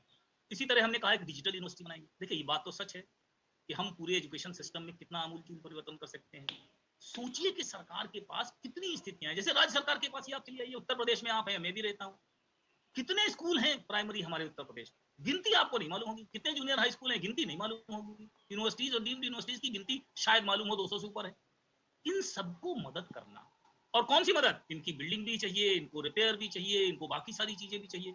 पता कर लीजिए अपने कॉलेज में, मैनेजर साहब भी बताएंगे। पैसा अगर आपको नया कॉलेज बनाने के लिए शायद मिल जाए, नई बिल्डिंग, नए कंप्यूटर, नई लाइब्रेरी के लिए मिल जाए, लेकिन पुराने के मरम्मत के लिए सरकार पैसा देने की स्थिति में नहीं। कारण बिल्कुल साफ है, सरकार के रिसोर्सेज कहाँ बचे, सारे रिसोर्सेज तो कमिटेड एक्सपेंडिचर में चले जा रहे हैं। तो मुश्किल क्या है कि हमने सोचा कि भाई अगर हम ऐसे फिजिकल नहीं कर पाए तो कम से कम डिजिटल यूनिवर्सिटी बना दें और उस डिजिटल यूनिवर्सिटी के माध्यम से लोगों को ट्रेन करें, उसका कंटेंट अच्छा बनाने की कोशिश करें। मुश्किल ये भी आती है कई बार कि कई हम ऐसी चीजें सोच लेते हैं जो भारत के लिए थोड़ी कठिन होती है, क्योंकि भारत में अभी इंटरनेट की कनेक्टिविटी या डिजिटल कनेक्टिविटी कम है। कि सरकार का मूल मंत्र डिजिटलाइजेशन है, हर चीज में डिजिटलाइजेशन की बात कर रहे हैं, डिजिटल करेंसी तक लाने की बात कर रहे हैं, एमएसपी भी डिजिटल देने की बात कर रहे हैं, डिजिटल यूनिवर्सिटी की बात कर रहे हैं, डिजिटलाइजेशन है। लेकिन ये भी एक बड़ी गंभीर समस्या है। डिजिटलाइजेशन आसान तो होगा, बहुत सारी चीजें आसान तो होंगी, लेकिन भारत में क्या ये रोजगार के संग कंपैटिबल होगा, ये भी सोचना पड़ेगा। अगर हमारे 2000 ड्रोन पूरे बनारस में जाकर पता कर लेंगे सॉयल और जाकर पहुंचा देंगे मेडिसिन वगैरह सारी चीजें, तो जो उस क्षेत्र में लगे हुए रोजगार में लोग हैं, अल्टीमेटली उतना रोजगार बढ़ेगा ड्रोन से या नहीं बढ़ेगा। एक हमारे देश की ये भी बड़ी प्रॉब्लम है कि हम इटली नहीं है, हम कनाडा नहीं है। कनाडा में ज्यादातर कृषि क्षेत्र में 1 किलोमीटर में 3 आदमी रहते हैं, भारत में 1 किलोमीटर में 378 आदमी रहते हैं। हमारे साइज ऑफ लैंड कितना है 0.9 हेक्टेयर, उनके यहाँ साइज ऑफ लैंड कितना है 309 हेक्टेयर, से कम का तो किसान ही नहीं बनता होगा। हम उनसे कंपेयर नहीं कर सकते, तो सरकार को ये भी सोचना पड़ेगा। लेकिन सरकार ये भी सोचती है कि अगर हम नई टेक्नोलॉजी नहीं लाएंगे तो और पिछड़ते चले जाएंगे, लेकिन नई टेक्नोलॉजी भी लाएं और उसको लेबर इंटेंसिव भी बनाएं, ये भी सोचना पड़ेगा सरकार को, इसके बारे में भी सोचना पड़ेगा। तो अब इसी तरह अनएम्प्लॉयमेंट की बात की, कोई एम्प्लॉयमेंट की योजना सरकार ने नई नहीं रखी। मनरेगा को एम्प्लॉयमेंट योजना बताता कौन है, मैं उससे जानना चाहता हूँ। नाम है उसका, लेकिन वो क्या है? वो इनकम सपोर्ट स्कीम है, यानी आपको कहीं से पैसा मिलता है साल भरे में 20,000, कम पड़ता है तो आपको 100 दिन का अलग हम रोजगार दे देंगे, 190 रुपए के हिसाब से 19,000 और मिल जाएगा, आपकी फैमिली को सपोर्ट हो जाएगा। ये तो इस समय बड़ी महामारी आ गई थी, सब लोग भाग के चले आए थे और इसलिए हमें इस पर ज्यादा पैसा खर्च करना पड़ा। 1,07,000 करोड़ मनरेगा का बजट हो गया। लेकिन जैसे ही इकोनॉमी पिकअप करेगी इस पर खर्च तो कम होगा, लेकिन रोजगार के लिए कोई स्पेशल स्कीम बिल्कुल ऐसी है भी नहीं, क्योंकि निश्चित रूप से सरकार इस समय कोई रोजगार गारंटी योजना ला ही नहीं सकती। उसके लिए उसको एक अलग से स्पेसिफिक बजट बनाना पड़ेगा और बजट के प्रावधान यहाँ है ही नहीं, क्योंकि मनरेगा में ऐसा अभी लगता है, आज के दिन में ऐसा लगता है कि कम से कम 25,000 करोड़ और खर्च हो जाएगा, क्योंकि अभी भी डिमांड बहुत सारे सेक्टरों में पिकअप नहीं हुई है भाई। अभी ट्रैवल है, ट्रांसपोर्ट है, बहुत सारे सेक्टरों में नहीं हुई है, बहुत सारे सेक्टरों में हो गई है, क्योंकि ट्रांसपोर्ट चलने लगा तो अब अंडे तो पंजाब से आने लगे, तो वहां जो खराब हो रहे थे बच गए। लेकिन फूलों वूलों की स्थिति अभी भी खराब है, एयर कंडीशनिंग नहीं चल रही है और सारी चीजें नहीं चल रही, तो अभी भी स्थिति बहुत अच्छी नहीं है। पावर्टी तो मैं इसके लिए तो मेरे को बहुत ही संकोच लगता है बोलने के लिए। एक बड़ा देश जो आगे चलकर बहुत बड़ा महान बनना चाहता है, विकसित देश में जाना चाहता है, 27 करोड़ व्यक्ति गरीबी की सीमा रेखा के नीचे। गरीबी की सीमा रेखा क्या है अंदाज लगा लीजिए, मतलब 1600 कैलोरी खाना भी अगर हम ना दे पाए, अगर हम 6 मीटर कपड़ा भी ना दे पाए, एक 10x10 का मकान भी ना दे पाए, इसके लिए योजनाएं बन रही। अभी 5 मकान के लिए 48,000 करोड़ रुपया रखा गया है पक्के मकान बनाने के लिए। पिछले 5 साल से गरीबों को पक्का मकान देने की लगातार कोशिश की जा रही है, मैं ये नहीं कह रहा हूँ नहीं की जा रही, लेकिन 27 करोड़ बहुत होता है। दुनिया में टोटल कितने गरीबी रेखा के नीचे लोग हैं? 52 करोड़। 27 करोड़ अकेले भारत, ये हमारे लिए कलंक की बात है। मैंने क्यों कहा कि हमको आपको आगे आना चाहिए, हम लोगों को भी थोड़ा सा आगे बढ़ना चाहिए, जो कम से कम इसमें सक्षम है ऐसे लोगों की थोड़ी थोड़ी मदद करें। 1 करोड़ लोग अगर 1 करोड़ को ऊपर कर ले तो हम लोग बहुत ऊपर बढ़ सकते हैं। और हम लोगों में ये सदा शहता सदैव से थी। अनफॉर्चुनेटली पिछले दिनों में हम लोग एक कोई अंधी दौड़ में उपभोग की चली गए, बहुत ज्यादा है। सोचिए ना, किसी देश में 12 महीने तक 80 करोड़ लोगों को चावल और चना और या गेहूं और चना देना पड़े भूखमरी से बचाने के लिए, तो ये तो कोई बहुत अच्छी परिस्थिति नहीं है। देखिए, पावर्टी के प्रति तो हमको तो लगता है कि इसमें सरकार को थोड़ा ज्यादा ध्यान देना चाहिए। अगर हमको आगे बढ़ना है, 5 ट्रिलियन इकोनॉमी बनना है, तो भाई 2 साल बाद बन जाएंगे, 4 साल बाद बन जाएंगे, ठीक है, लेकिन कम से कम इस समय जो डिस्ट्रीब्यूशन है उसको थोड़ा सुधारने की जरूरत है। एमएसएमई, फिर से कह रहा हूँ, मेरी एक दो चीजें कभी समझ नहीं आती और नहीं आती, इसलिए मैं सरकार से भी कहता हूँ, आप लोगों के माध्यम से भी कहता हूँ, एमपीज के माध्यम से भी कहता हूँ, सबसे बड़ी समस्या किसको हुई थी लॉकडाउन? सबसे बड़ी, आप खुद सोचिए, भारत में कृषि 3.9% से बढ़ी थी, किसानों की उपज घटी नहीं थी। निश्चित रूप से उनको पैसा जितना मिलना चाहिए नहीं मिल रहा था, मैं किसानों के विरोध में बिल्कुल बात नहीं कर रहा, लेकिन सबसे ज्यादा योजना घटी थी। आप अपने घर के बाहर निकल के देखिए, तो जो चाट बेचता था उसने चाट बेचना बंद करना पड़ा, जो कोई रोल बेचता था उसका रोल बंद हुआ, जो कोई आदमी इतने छोटे मोटे काम करता था, रेहड़ी वाले, ठेले वाले, पराठे वाले, इनका धंधा 42 दिन बंद था। 42 डेज का एक पहला, फिर दूसरा, और लॉकडाउन प्लस किसी ने खोलने का मौका लगा तो भी बाहर नहीं खाना है, ऐसा मतलब ऐसा कोरोना का भय था कि लोगों ने बाहर खाना ही बंद कर दिया था, होटल जाना आना ही बंद कर दिया था। उस पूरे सेक्टर 5 करोड़ हमारे देश में रेहड़ी वाले और ठेले वाले हैं जिनकी आमदनी 6 महीने के लिए चौपट हो गई थी। बजट उनके लिए क्या था, 10,000 उधार ले लो। कौन बैंक ऐसे को उधार देगा? सोचिए, जिसका ठेला पता नहीं है कि नहीं, जो पता नहीं क्या है कि नहीं, जिसके पास कोई बैलेंस शीट नहीं है, उसको कैसे देंगे? हमें तो लगता है कि किसानों से ज्यादा शायद इनको अगर 6,000 रुपए दे देते तो बेचारे छोटा मोटा धंधा शायद जल्दी से शुरू कर देते, इनको दान ही दे देती सरकार। It would have been better for me. मेरे हिसाब से तो इनको पैसा मिलना ज्यादा जरूरी था। किसानों का वोट बैंक इनसे बड़ा है, क्योंकि ये प्रवासी है, पता नहीं कहाँ कहाँ जाते हैं। भाई सरकार की राजनीतिक मजबूरियां हम लोग भी समझते हैं। अब पुणे में अगर कोई आदमी है तो वोट डालने यूपी तो आ नहीं रहा, लेकिन किसान तो यूपी में ही है, उसको पैसा देंगे तो वोट डालेगा। तो भाई वोट की भी मजबूरी होती है, रैशनल इकोनॉमिक्स ये कहती है, इसलिए मैंने बजट विदाउट रोमांस कहा है। लेकिन मुझे लगता है कि हम लोगों को खुद सोचना चाहिए और कोशिश करनी चाहिए। मैं आपसे फिर कहता हूँ कि कोशिश करनी चाहिए, हमारे युवाओं को कोशिश करनी चाहिए। ये जो Myntra.com से लेकर के फलाने .com पर जो खर्च करते हैं, पड़ोस वाले दुकानदार से भैया थोड़ा महंगा हो खरीद लीजिए, कम से कम जैसे ही उसके पास आमदनी जाएगी तो वो कपड़ा खरीदेगा, खाना खरीदेगा।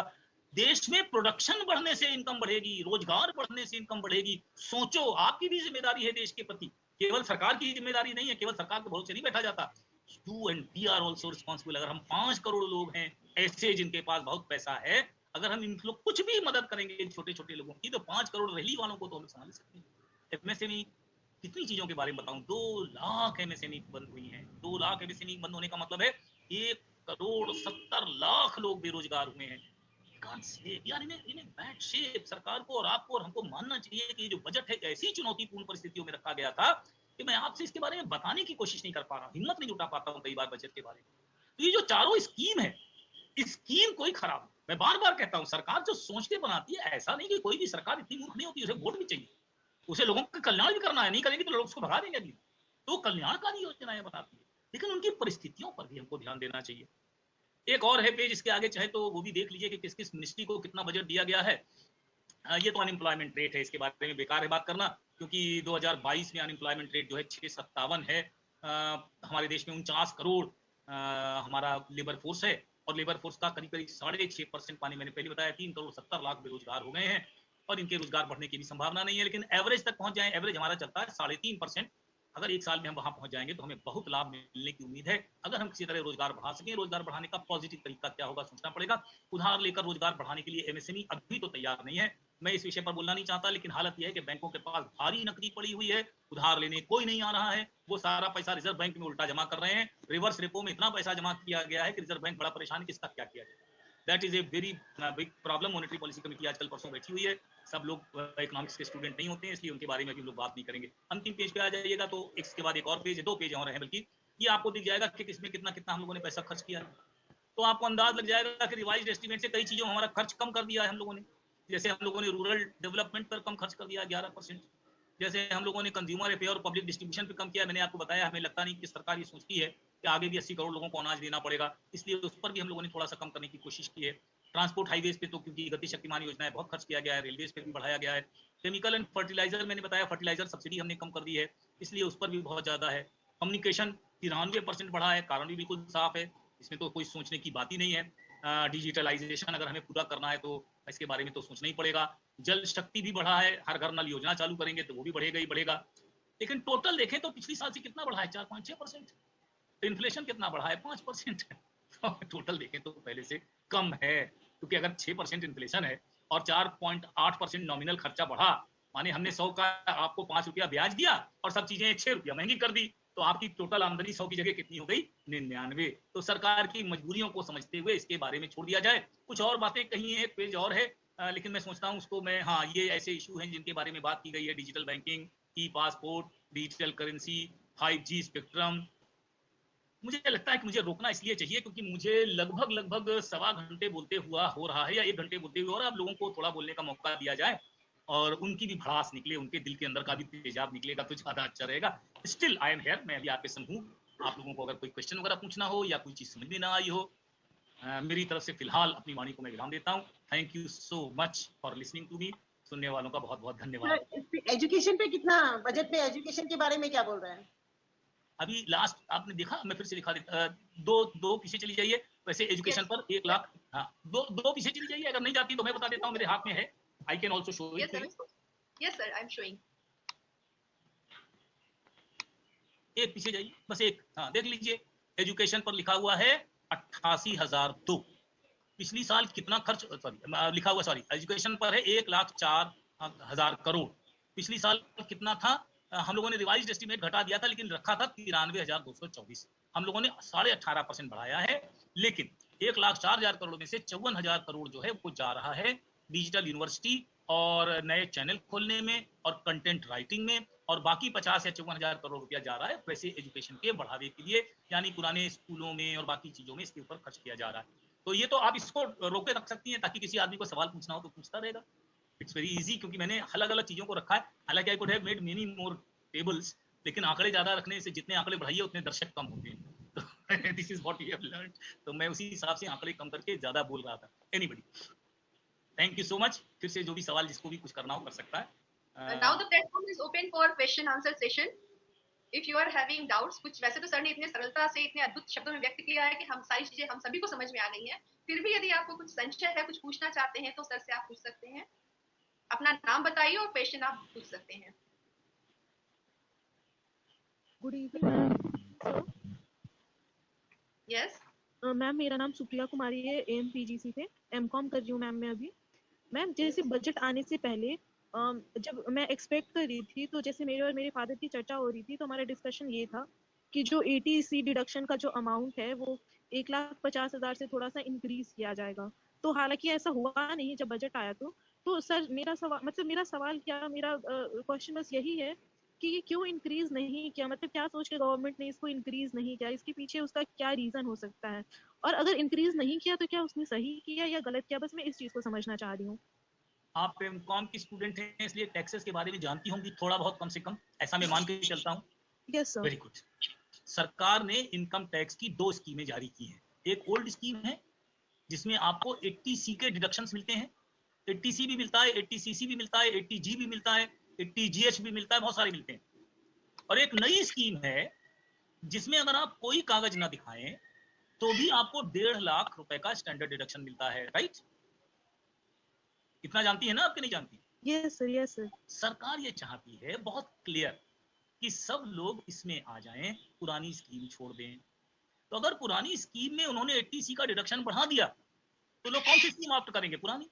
और जब पुरानी स्कीम ऑप्ट करेंगे तो प्रॉब्लम समझ रही है ना क्या होगी? उनकी कैलकुलेशंस की बड़ी प्रॉब्लम होती है, उनकी वेरिफिकेशन की बड़ी प्रॉब्लम होती है। उन्होंने लिखा कि हमने क्या लिया ELSS, हमने क्या लिया LIC, हमने क्या किया FD, इनको वेरीफाई करना बड़ा मुश्किल होता है। तो सरकार जो बनाना चाहती है वो क्या चाहती है कि नई स्कीम में सब आ जाएं।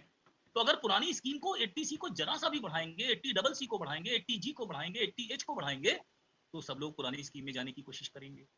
इसलिए सरकार इसमें नहीं आना चाहती। बिटिया रानी, ना बढ़ा है, ना अगली साल बढ़ेगा, ना उसके अगली साल बढ़ेगा, ना उसके अगली साल बढ़ेगा। आई hope I am clear. Yes sir, अभी मेरे को समझ में आया कि ऐसा क्यों किया गया, ताकि लोग नए टैक्स रिजाइम में ज्यादातर पार्टिसिपेट करें। थैंक यू बिटिया रानी, very good. Thank you sir, thank you so much. Am I audible, sir? Yes yes, you are audible. Sir मुझे PLI स्कीम के बारे में जानना था सर। ये प्रोडक्शन लिंक इंसेंटिव स्कीम है सर, ये क्या है सर, और इसको क्यों इंट्रोड्यूस की है सरकार से, तो इससे क्या बेनिफिट होगा सर हमारी इकोनॉमी में सर? इसके बारे में थोड़ा प्लीज समझाइए ना सर। जी जी, बेटा, आप अपना नाम किस उसके हैं ये भी आप बता दीजिए। जो भी आप अपने को इंट्रोड्यूस प्रॉपर्ली करिए, किस डिपार्टमेंट से हैं, किस ईयर के स्टूडेंट हैं, तो अच्छा जी मैम, श्योर मैम। मेरा नाम सताक्षी हुआ सर, मैं AMPG कॉलेज में हूँ सर, BCom सेकंड ईयर की स्टूडेंट हूँ सर मैं। हाँ बेटिया, देखिए, एक होता है production linked incentives. Production linked का मतलब क्या है कि जो जो आपकी उत्पादकता बढ़ेगी आपको सरकार कोई इंसेंटिव देगी, 2%, 3%। इंसेंटिव का मतलब आप समझती है ना कि अगर आप अच्छा काम करते हैं तो आपको एक सर्टिफिकेट मिलता है, या सरकार कुछ पैसे देती है आपको। तो जैसे आपने कोई इनोवेशन किया, इनोवेशन माने कोई नए तरीके से उत्पादन की शुरुआत की और आपकी लागत घट गई, तो आप इनोवेशन कब करेंगे? जब आप उस पर खर्च करेंगे, निवेश करेंगे। बिना निवेश के तो इन्वेंशन और इनोवेशन होगा नहीं।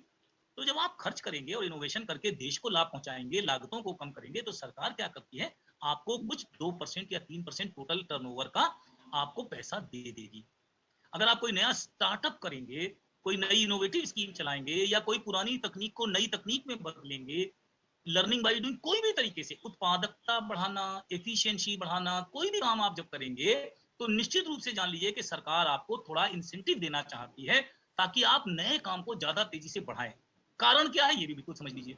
ज्यादातर क्षेत्रों में, चाहे इलेक्ट्रॉनिक्स ले लीजिए, केमिकल्स ले लीजिए, कुछ भी क्षेत्र में अगर आप ले लीजिए, तो एक प्रॉब्लम होने जा रही है। वो प्रॉब्लम क्या है? आप चीन के सामने, जापान के सामने टिक ही नहीं पा रहे हैं। इसलिए मैं आपसे बार बार कह रहा हूं कि प्लीज समझिए प्रोडक्टिव लिंक्ड स्कीम हमारे लिए क्यों आवश्यक है? सिर्फ इसलिए आवश्यक है क्योंकि हम लोग अपने देश में एफिशिएंसी बढ़ाना चाहते हैं मैन्युफैक्चरिंग के क्षेत्र में। हम लोग अपने देश में क्या बढ़ाना चाहते हैं कि हमारा क्लाइमेट जो है वो बेहतर हो। तो अगर हम एयर क्वालिटी अच्छी कर सकें, अगर हम टेक्नोलॉजी नवीन ला सकें, ग्रीन टेक्नोलॉजी लाएं, तो इन सब पर क्या करना पड़ेगा? कंपनी को खर्च करना पड़ेगा। अगर कंपनी खर्च करेगी तो क्यों करे? इसलिए कि उसे सरकार कुछ इंसेंटिव देकर उसे आगे बढ़ाएगी। एक सर्टिफिकेट तो देगी ही, लेकिन साथ ही साथ कुछ कैश भी देगी। तो जैसे ही आप प्रोडक्टिव इंसेंटिव से आगे बढ़ेंगे तो आपके निर्यात बढ़ेंगे, निर्यात बढ़ेंगे तो रोजगार बढ़ेंगे। इसीलिए ये कहा जा रहा है कि अगर कायदे से सब लोग सब क्षेत्रों में कायदे से काम करें तो 60 लाख नए रोजगार उत्पन्न होंगे। I hope I am clear.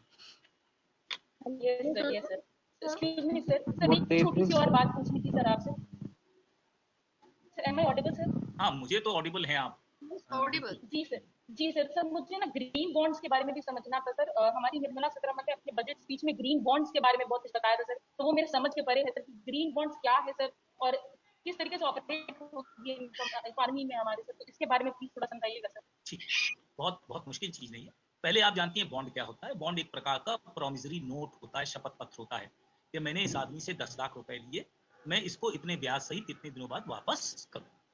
ये बॉन्ड होता है ना, बॉन्ड पे एक प्रकार का शपथ पत्र होता है। ग्रीन बॉन्ड का मतलब है कि ऐसे जगहों के लिए हम पूंजी मांग रहे हैं। बॉन्ड कोई भी जारी कर सकता है, सरकार जारी करती है, टीसीएस जारी करती है, कोई भी। लेकिन ऐसी कंपनियां जो ग्रीन टेक्नोलॉजी पर खर्च करेंगी, ग्रीन टेक्नोलॉजी माने हमारी क्लाइमेट के लिए या हमारी एयर क्वालिटी के लिए, इंप्रूवमेंट के लिए जो खर्च करेंगी, ऐसी टेक्नोलॉजी पर जो खर्च होगा उसके लिए जो बॉन्ड जारी किया जाएगा उसे ग्रीन बॉन्ड कहेंगे।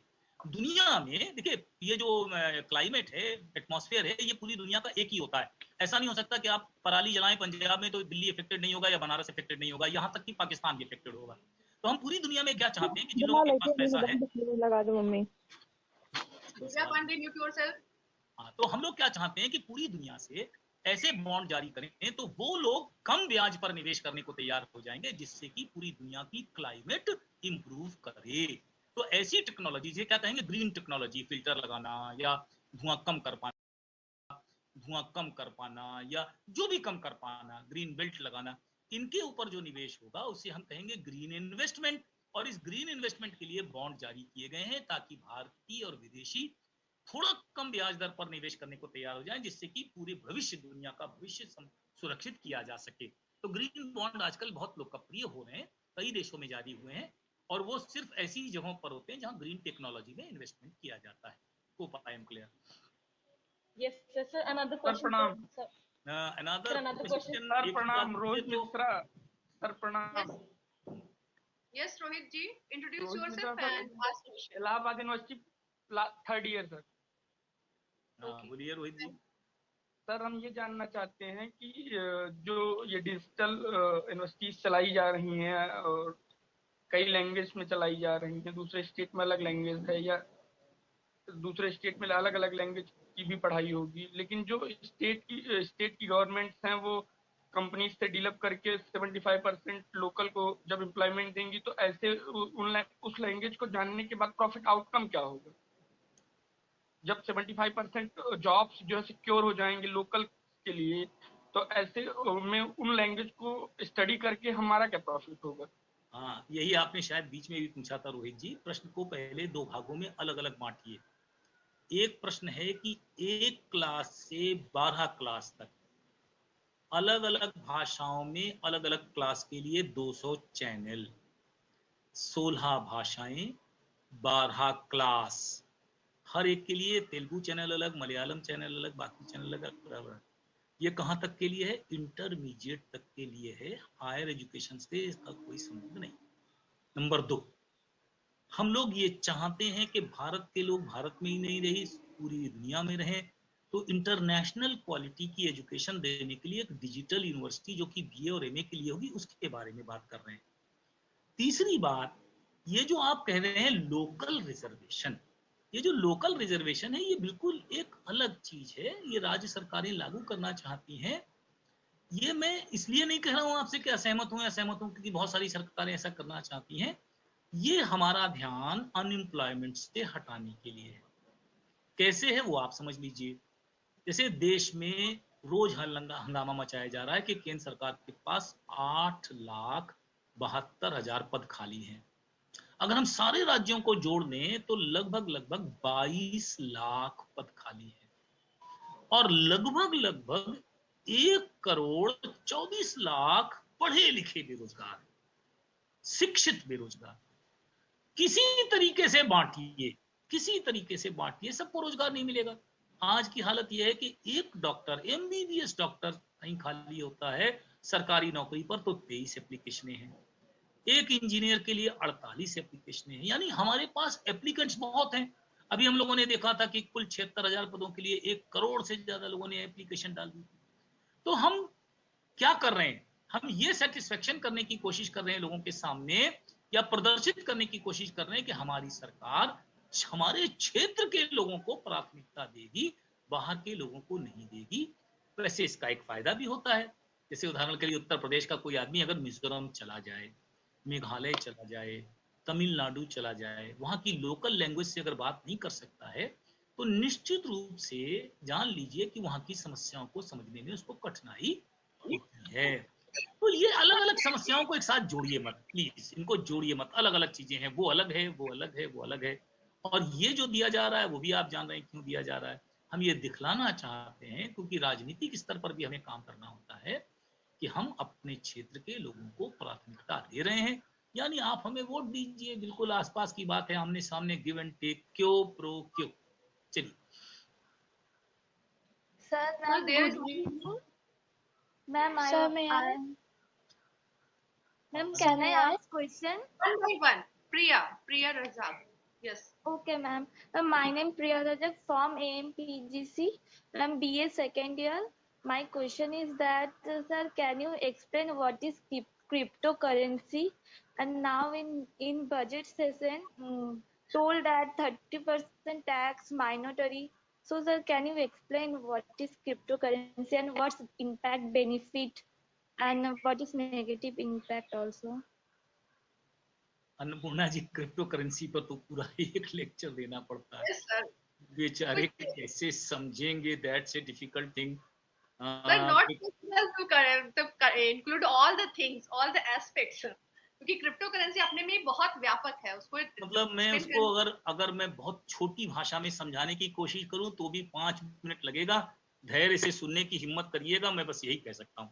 बहुत छोटे में समझाने की कोशिश करूं। एक करेंसी क्या होती है आप जानती है ना, क्योंकि भी एक स्टूडेंट है, मनी की जरूरत क्यों पड़ती है? अगर मनी ना होता तो क्या होता? हम बैल को करेंसी मानते, गाय को करेंसी मानते, कुत्ते को करेंसी मानते, हाथी की करेंसी मानते, या सोने को करेंसी मानते। जब से कागज की करेंसी आ गई बड़ा फायदा हुआ। 2000 का नोट फट से दिया, उसके बाद बैंक का चेक 5 लाख रुपया दिया, तुरंत पेमेंट कर सकते हैं, ले जाने ले आने में आसान, बाकी चीजें बड़ी आसान है।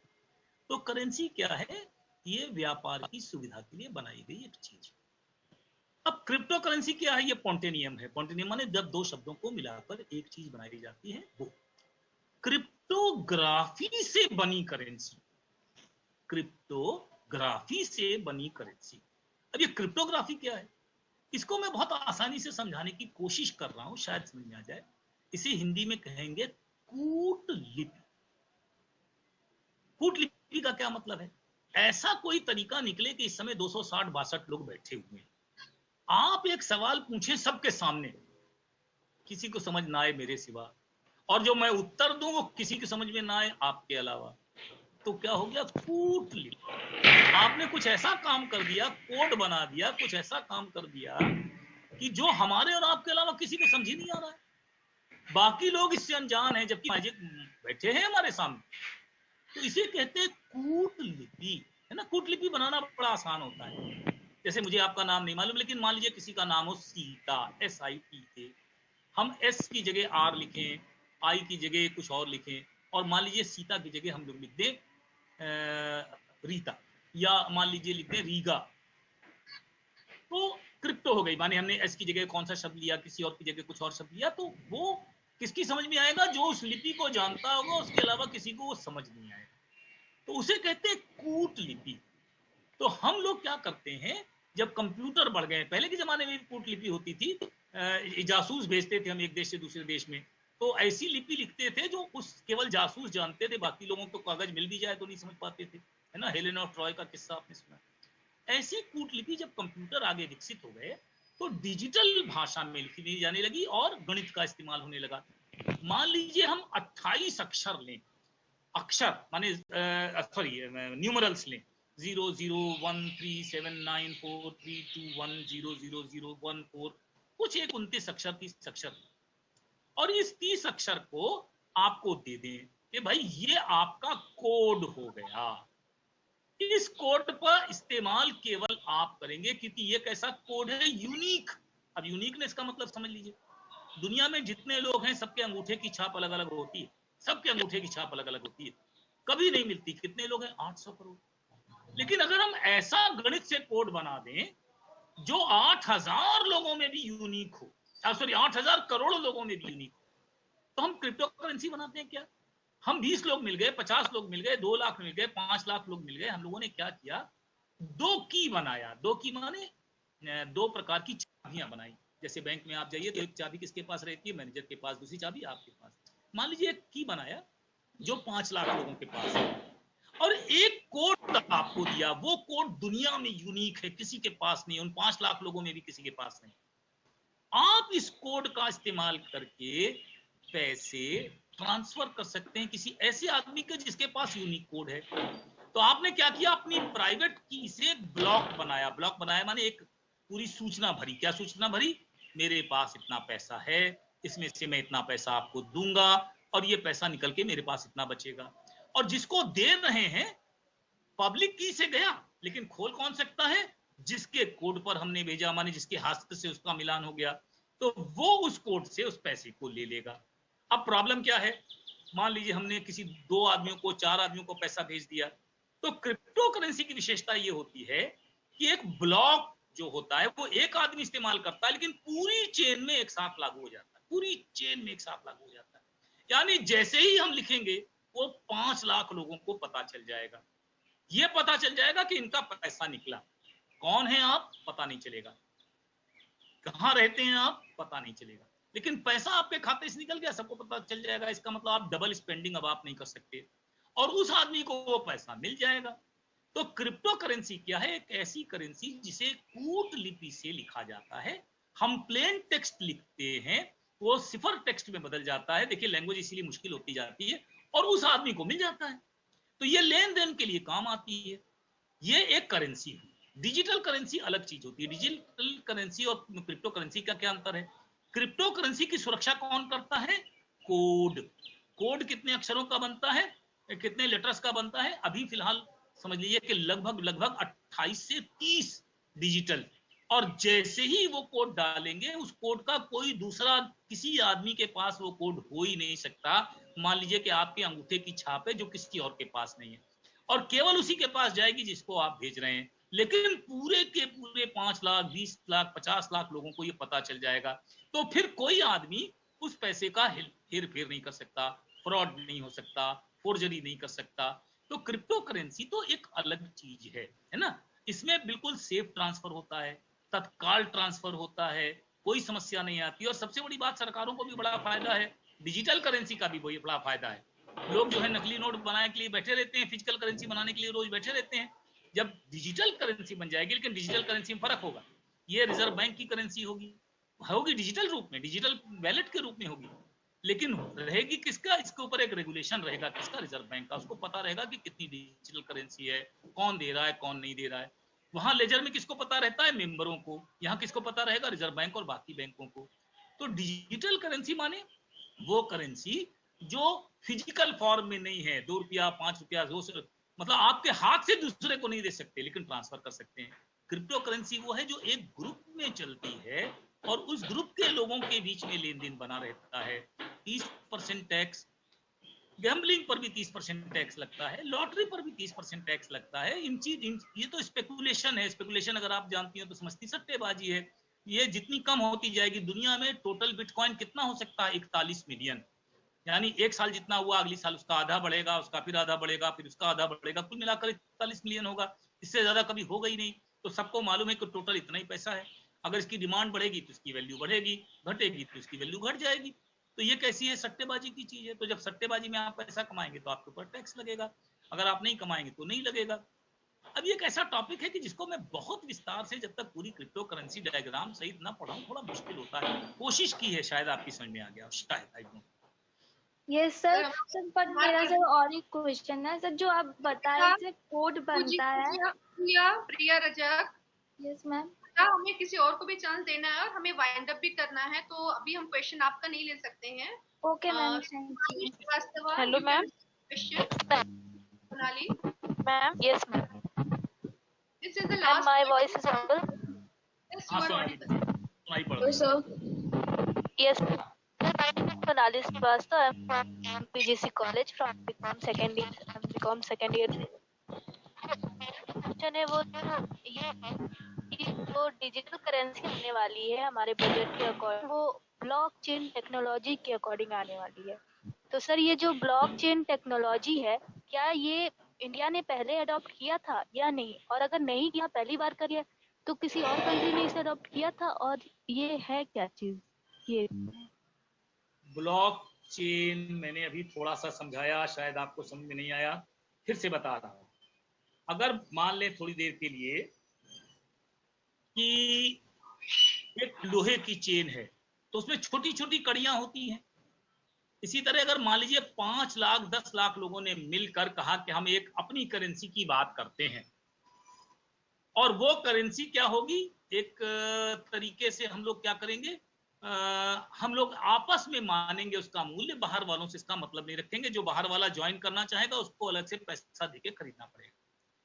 तो जब एक पूरी चेन बन गई, तो अगर मिस्टर ए के पास कुछ पैसा है और मिस्टर बी को भेजना है तो कैसे भेजेगा?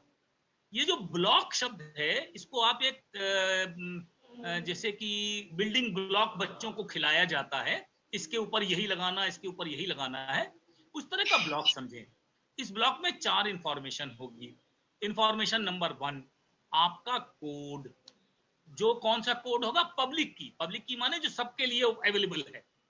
दूसरी इंफॉर्मेशन क्या होगी कि आपके पास आज टोटल कितनी करेंसी है। तीसरी, आप किसको दे रहे हैं। चौथी, आपके पास कितना बैलेंस बचे। ये ब्लॉक आप क्रिएट करेंगे और ब्लॉक क्रिएट करके पूरी चेन में डाल देंगे। यानी एक लेजर जैसे होता है ना, खाते में लिखा जाता है। अगर आप बैंक में डालते हैं तो क्या करते हैं, हमने एक चेक दिया सोनाली को, तो मेरे खाते में से 500 निकल के किसके में चला गया? सोनाली के में। ये कहां लिखा है? बैंक के खाते में लिखा है। जिस खाते में लिखा है उसे लेजर कहते हैं, क्योंकि आप कॉमर्स की हैं, आप जानती हैं। ये जो लेजर होगा, इस लेजर में 5 लाख लोगों का लेजर होगा। एक डालते ही सबके पास ये सूचना पहुंच जाएगी, इस आदमी ने इतना ट्रांसफर किया, और उस आदमी को मिलेगा, बीच में किसी को मिलेगा भी नहीं। क्यों? क्योंकि इसमें कोई टेम्परिंग पॉसिबल नहीं है, क्योंकि जो कोड है वो कैसा है? यूनिक। 26 अक्षरों का जो कोड बनेगा वो कैसा बनेगा? यूनिक, है ना। 256 बिट का जो कोड बनेगा वो यूनिक कोड होगा, तो उसके अलावा किसी को मिलेगा भी नहीं। तो सिंपल सी बात है कि ये जो ब्लॉकचेन है, ब्लॉकचेन माने जो डिजिटल करेंसी खरीदेगा भारत सरकार की, उसको एक चेन में शामिल कर लेंगे। जैसे ही चेन में शामिल करेंगे तो जैसे ही वो खर्च करेगा तुरंत उस ब्लॉक में आ जाएगा। तो रिजर्व बैंक के पास तो जाएगा ही जाएगा, बाकी सबके पास भी चला जाएगा। क्यों? क्योंकि मान लीजिए कहीं पर थोड़ी देर के लिए नेट फेल हो गया, किसी को नहीं मिला, तो कोई फोर्जरी करने की कोशिश कर सकता है, कोई फ्रॉड करने की कोशिश करता है। कभी कभी रिजर्व बैंक का खुद ही मान लीजिए वो नहीं चल रहा है थोड़ी देर के लिए नेट, तो इसमें क्या होगा, कम से कम जितने चेन में मेंबर होंगे सबको पता चल जाएगा, तो आप डबल स्पेंडिंग नहीं कर पाएंगी। और इसका रेगुलेटर कौन होगा? Reserve bank. तो टोटल हमारे पास एक और अच्छी बात होगी, गारंटी में इसकी रिजर्व बैंक की। आई होप खत्म तो करना ही पड़ेगा। Every bad thing has to come to an end, everything. Sir एक question. The questions are so many, so we need to wind up the program. आप लोग अपने questions जो है सर करो, एंड करो, 5 बज गए, एंड करो। बस आप लोग अपने questions chat box में डाल